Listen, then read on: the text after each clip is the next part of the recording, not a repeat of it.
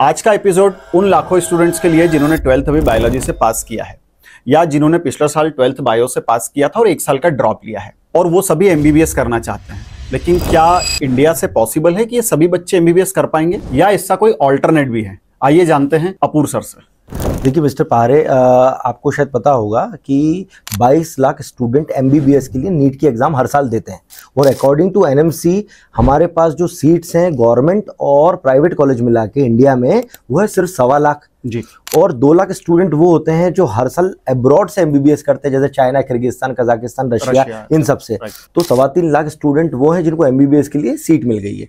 अब अगर 22 लाख में से 3.25 लाख अपन माइनस करेंगे तो बचते हैं 18,75,000 स्टूडेंट जिनका सपना पूरा टूट चुका है, वो एमबीबीएस नहीं कर पा रहे हैं। तो उनके लिए मैं बेस्ट ऑप्शन देता हूं, अगर वो नर्सिंग करने के लिए बाहर जाएं, और सिर्फ 2 कंट्री में आपको बताता हूं, एक यूके और दूसरी ऑस्ट्रेलिया, यहाँ से नर्सिंग कर लें।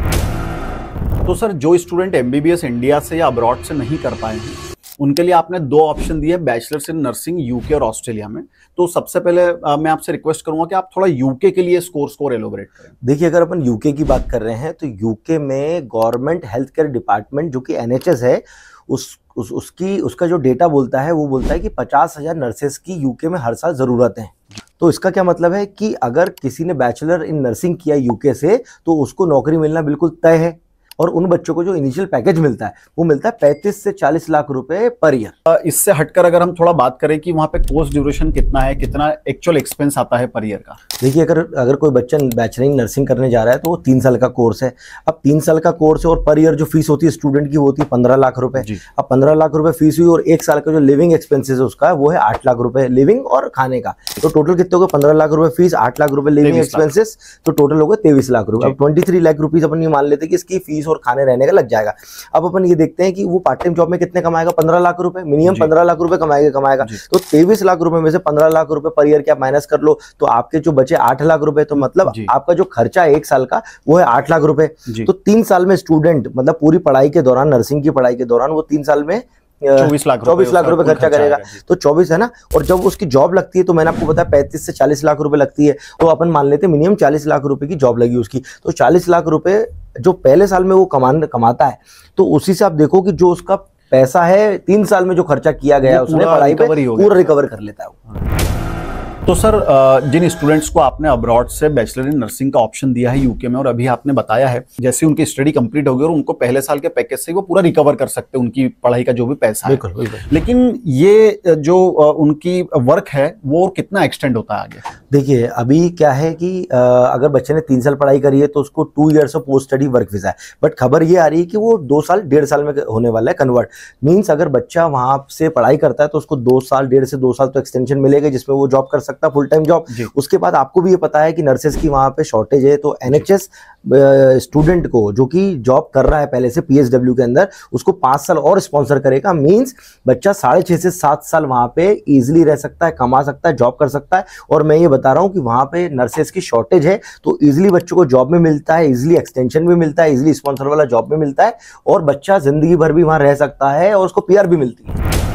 तो सर, जैसा आपने बताया कि जो बच्चे स्टडी अब्रॉड के लिए बैचलर इन नर्सिंग के लिए यूके जा रहे हैं और आपने बताया कि वो मिनिमम 6.5 से 7 साल तक वहां पे काम कर सकते हैं और पैकेज जो आपने 40 लाख से स्टार्ट बताया था, तो सर अगर उन्होंने 6.5 से 7 साल काम कर लिया तो वो तो मतलब काफी पैसा कमा सकते हैं। हाँ बिल्कुल, अगर कोई स्टूडेंट वहां पे जॉब कर रहा है और उसने इनिशियल स्टार्ट किया 40 लाख रुपए से, तो 6.5 से 7 साल जब वो पूरा एंड तक रहेगा, जब तक उसका पैकेज 1.5 से 2 करोड़ रुपए के आसपास पहुंच जाएगा। सर 1.5 से 2 करोड़ का पैकेज, इतना तो शायद स्टूडेंट एमबीबीएस करने के बाद भी नहीं कमा पाएंगे। बिल्कुल अमित जी, चलिए मैं आपको एग्जांपल देखता हूँ, आपका और मेरे एग्जांपल ले लेते हैं। आपने एक एमबीबीएस में यहाँ पर एडमिशन लिया गवर्नमेंट कॉलेज में और मैंने नर्सिंग में एडमिशन लिया है ना यूके में। अब मेरी डिग्री 3 साल में हो रही है, आपकी डिग्री 6 साल में हो रही है। तो जब 3 साल बाद जब मेरा पैकेज लगा वो लगा 40 लाख रुपए का। अब 40 लाख रुपए का लगा और 3 साल जब तक आपकी डिग्री नहीं हुई, मैंने 3 साल 40 लाख रुपए के हिसाब से जब मैंने कमाया, मेरा पैकेज भी बढ़ता रहा और मैंने पैसे अच्छे कमा लिए। तो जब तक आप एमबीबीएस पास करेंगे, जब तक मेरे पास 1 करोड़ रुपए हो चुके होंगे। मतलब मैं इन्वेस्टमेंट ही कर रहा हूँ और आपने इधर जो है बैलेंस बना लिया। Yes yes, of course. तो सर अभी आपने जो 2 ऑप्शन दिए थे यूके और ऑस्ट्रेलिया, उसमें से हमने यूके की बात तो कर ली। अब ऐसे स्टूडेंट जो ऑस्ट्रेलिया से बैचलर इन नर्सिंग करना चाहते हैं उनके लिए भी आप थोड़ा डिटेल बता दीजिए। देखिए, अगर कोई स्टूडेंट नर्सिंग करना चाहता है ऑस्ट्रेलिया से, तो ऑस्ट्रेलिया में हेल्थ वर्क फोर्स के हिसाब से 1 लाख नर्सेस की रिक्वायरमेंट है। अच्छा, ऑस्ट्रेलिया में जो नर्सिंग का कोर्स है वो long and medium skill work list में आता है। तो इससे क्या होगा, इससे स्टूडेंट को जॉब मिलना तो तय है ही, साथ में उसको पीआर मिलने के चांसेस भी 100% है। और साथ में इनका जो जॉब लगता है वो 40 से 50 लाख रुपए साल का लगता है जी। और इनको 4 साल तक का पोस्ट स्टडी वर्क वीजा भी मिलता है।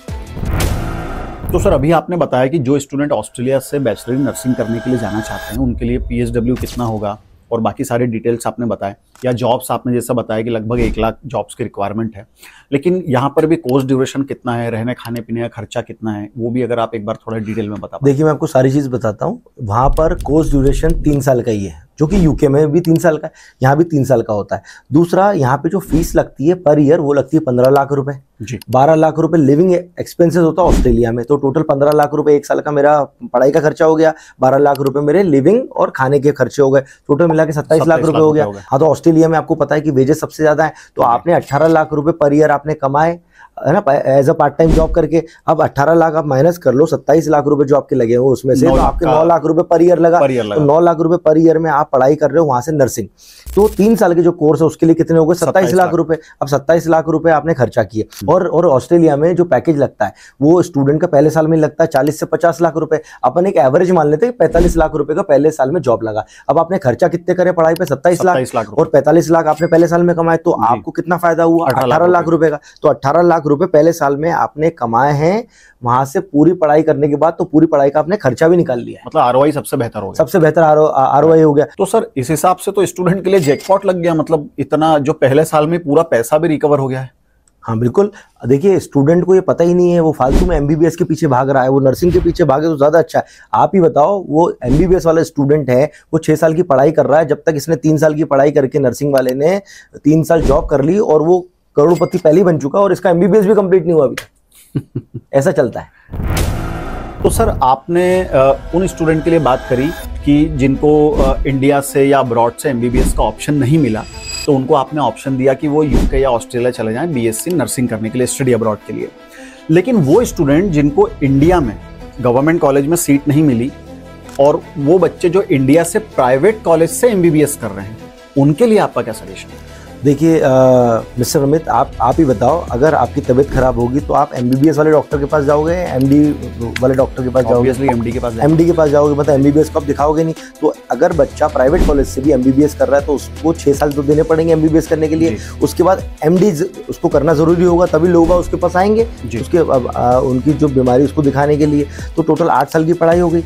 उसके बाद उसको लाइसेंस लेने के लिए उसने 1 साल और लगा दिया। ऊपर से जब उसने एमबीबीएस किया था तो एमबीबीएस में 1.25 करोड़ रुपए खर्चा कर दिया पढ़ाई पे, एमडी करी तो फिर 1.25 करोड़ रुपए खर्चा करे, तो टोटल 2.5 करोड़ रुपए खर्चा हो गए। अब यही एक स्टूडेंट जिसने एमबीबीएस प्राइवेट से नहीं किया और वो नर्सिंग के कोर्स के लिए यूके ऑस्ट्रेलिया चला गया, उसने 3 साल में पैसे भी कमाए वहां पर पार्ट टाइम जॉब करके और अपनी फीस भी भर दी पहले साल में ही। उसके बाद वो स्टूडेंट जब तक इनके 9 साल की पढ़ाई पूरी होगी जिसमें उसको लाइसेंस मिलेगा यहाँ पे एमबीबीएस वाले को, उतने में वो स्टूडेंट का जो पैकेज है वो 2 से 3 करोड़ रुपए साल का पहुंच चुका होगा। तो आप ही बताइए कि यहाँ से एमबीबीएस करना बेहतर है प्राइवेट कॉलेज से, या फिर आप नर्सिंग कर लो वहाँ से और बढ़िया पैकेज पे आ जाओ। और ये स्टूडेंट पे छोड़ते हैं हम लोग, ये स्टूडेंट तू क्या चाहता है, राइट। तो सर, ये तो बात हुई कि जो स्टूडेंट स्टडी अब्रॉड के लिए बैचलर नर्सिंग में जा रहे हैं उनको हमने सारा सिनेरियो तो बता दिया, ड्यूरेशन क्या होगा, कितना पीएसडब्ल्यू, कितना पैसा वो कमा सकते हैं, इनिशियल पैकेज कितना है, लेकिन इसमें एलिजिबिलिटी क्राइटेरिया क्या है? देखिए अमित जी, अगर हम यूके की बात करते हैं तो यूके मिनिमम क्राइटेरिया एडमिशन लेने के लिए 60% है 12th में। अगर बच्चे के 60% है तो उसको एडमिशन इजीली मिल जाता है। बट अगर उसको टॉप यूनिवर्सिटी में जाना है तो उसको 65 to 70% लाना जरूरी है। और अगर बच्चा IELTS दे तो ज्यादा अच्छा है। बट अगर उसके इंग्लिश में 12th में इंग्लिश में मार्क्स अगर 65 के ऊपर हैं तो उसको कोई एग्जाम भी देने की जरूरत नहीं है, वो भी वेवर ऑफ हो जाती है। अदरवाइज बच्चा IELTS के एग्जाम दे और इजीली उसका एडमिशन हो जाता है। तो सर, IELTS में कितना मिनिमम बैंड लगता है? मिनिमम लगता है 6 to 6.5 बैंड्स। तो सर, अब जो स्टूडेंट बैचलर से नर्सिंग करना चाहते हैं ऑस्ट्रेलिया से, उनके लिए भी आपने सभी चीजें बता दी, कितना PSW मिलेगा, उनका पैकेज कितना मिल सकता है, कितना मैक्सिमम पीरियड तक वो वहां पर रह सकते हैं। तो अब उन स्टूडेंट्स को ये भी बता दीजिए कि ऑस्ट्रेलिया में अगर उन्हें एडमिशन लेना है बैचलर नर्सिंग में तो उसकी मिनिमम रिक्वायरमेंट क्या है। देखिए मिनिमम रिक्वायरमेंट है 60%। अगर वो 12th में 60% लाया है तो उसका इजीली एडमिशन हो सकता है। और सेम अगर उसको टॉप यूनिवर्सिटी में जाना है तो उसको 65 to 70% 12th में लाने होंगे। और ऑस्ट्रेलिया में IELTS देना मैंडेटरी है और इसमें जो बैंड्स लाने मिनिमम वो लाने 6.59 में से। तो सर आज के इस पॉडकास्ट से आपने काफ़ी अच्छे ऑप्शंस दिए हैं बैचलर इन नर्सिंग के, जो MBBS के लिए जिन्हें सीट नहीं मिल पा रही है, जिन्हें मिल भी गई है। और डेफिनेटली इस पॉडकास्ट से जो एक जानकारी पूरी स्प्रेड होगी स्टूडेंट्स में, तो डेफिनेटली उनका एक अंदर से भी बहुत ज़्यादा इच्छा होगी या उनका एक तरीके से कि वो काफ़ी डेस्परेट होंगे यहाँ पर जाने के लिए। तो अब आप बताइए सर कि स्टूडेंट इसमें एडमिशन अभी कब ले सकते हैं। देखिए अगर यूके की बात कर रहे हैं तो यूके में अभी सितंबर इनटेक चल ही रहा है, अभी भी वहाँ पे एडमिशन हो सकता है। और नियरेस्ट जो सेशन है वो आता है जनवरी, सितंबर के बाद। तो अभी सितंबर में भी चालू है और जनवरी में भी। और अगर ऑस्ट्रेलिया की बात करते हैं तो ऑस्ट्रेलिया में भी जुलाई सेशन नियर बाय है, तो जुलाई में भी स्टूडेंट एडमिशन ले सकता है। फिर नवंबर है, उसका फरवरी है, उसके बाद दिन सितंबर है। तो 4 उसके पास लगातार है। अगर वो अभी भी एडमिशन लेना चाहे तो ले सकता है।